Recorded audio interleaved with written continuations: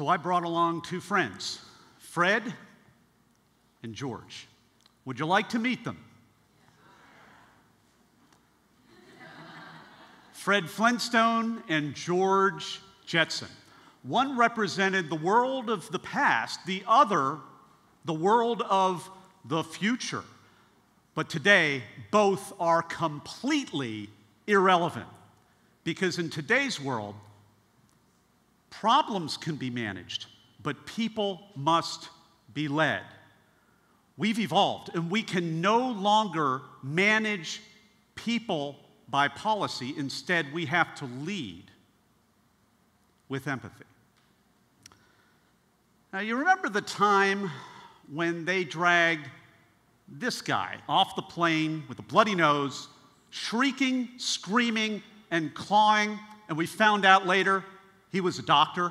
Or maybe when the restaurant fired #Brad's wife after 12 years of faithful service with no explanation at all on Brad's birthday.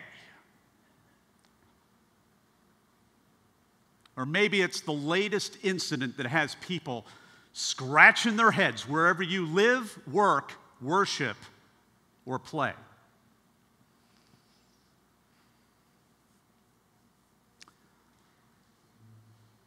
How can we fly and land dozens, hundreds, thousands of aircraft safely every single day for weeks, months, and years, yet we cannot manage to peacefully remove one person from a plane?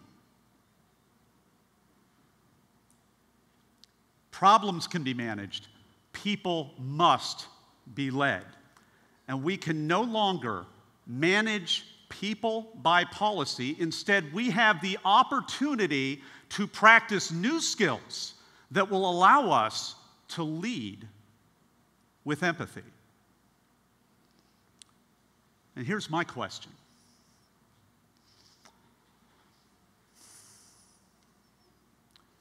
In a world that is fearful, divided, and seems to be coming apart at the seams on the one hand, but on the other hand is capable of unity, empowerment, and justice for everyone, which side do we want to be on?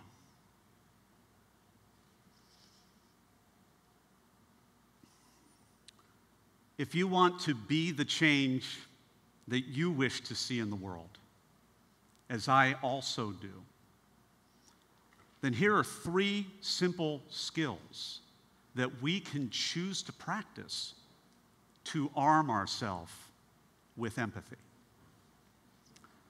Want to hear them? All right. But first, a story. The other day, I was outside first thing in the morning, walking my down by the river, and the words of my neighbor Bill began to haunt my mind. Everyone wants a neighbor like Bill. Personable, but not nosy. And for me, Bill is a treasure trove of do-it-yourself information that I really appreciate because I'm a first-time home buyer. So when Bill speaks, I listen and I do what he says. So when I was approaching the house, I remember that Bill said, "The other day, some guys were looking for you, Nathan. They said they need to work on your yard." Now, I know it's a privilege to have a nice yard, or in my case, to have once had a nice yard, but I wasn't counting my blessings in this moment. Instead, I was trying to remember the 3 skills that I needed to know right then to arm myself with empathy. And I have a promise for you. Here's what the promise isn't. Arming ourselves with empathy is not a magic wand. It's not going to fix a deeply divided world overnight. But I will guarantee you this. When we arm ourselves with empathy, we're going to get two things: better results more of the time than if we hadn't armed ourselves at all. Better results more of the time. Fair enough? The first way we can arm ourselves with empathy is to assume noble intent. When we assume noble intent, we make possible a positive chain reaction that can influence the situation through goodwill. Because these sticky situations in life that we all seem to see online, as well as get into occasionally ourselves, can go either way.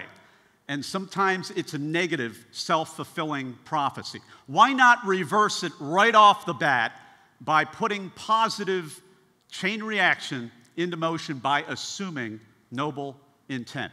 What did this look like for me? Well, I had to say to myself as I was walking up to these gentlemen and remind myself why they were there. These people do not make a living destroying things. Instead, they repair things. So I said, Nathan, they're not here to wreck your yard. They're here to fix the power for the entire neighborhood. They're not here to wreck things. They're here to fix things. Assume noble intent. The second thing we can do to arm ourselves with empathy starts with the letter R, and that is to reach common ground as soon as possible.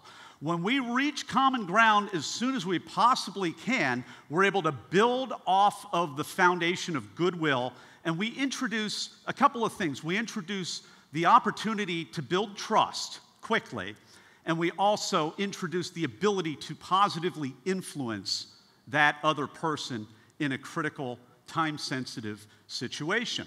So what did this look like for me? We got to reach common ground here. I'm walking up to them.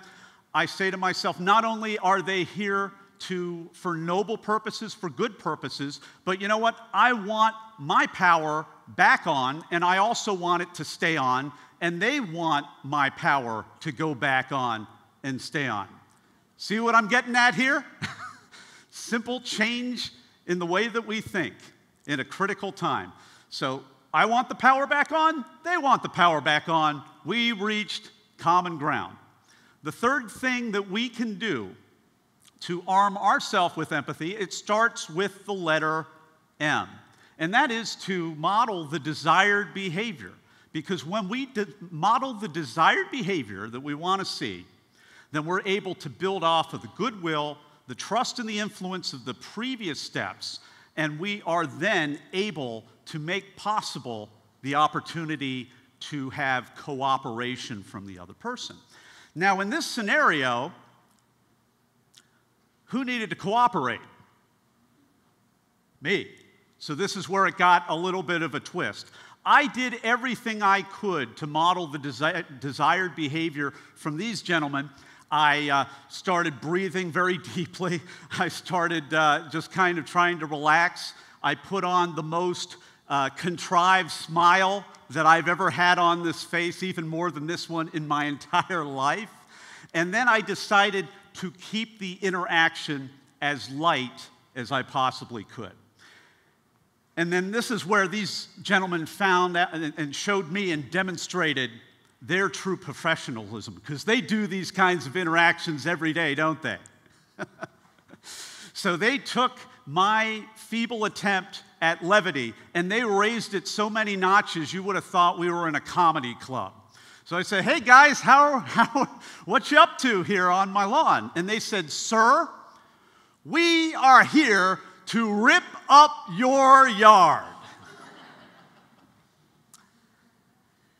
And after a very nervous chuckle, the ice was broken, and they modeled the desired behaviors they wanted from me. Basically, scope the project out, let me know what I was in for. And then most important for what I wanted in the situation is they did give me assurances that someday someone would be dispatched to repair my yard.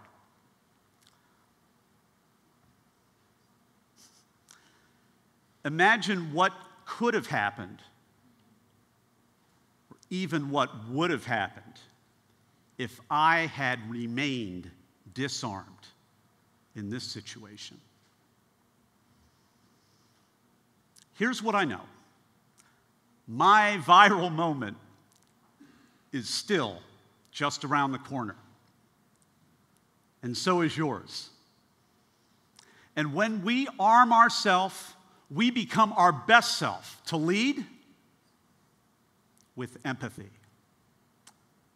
Thank you very much.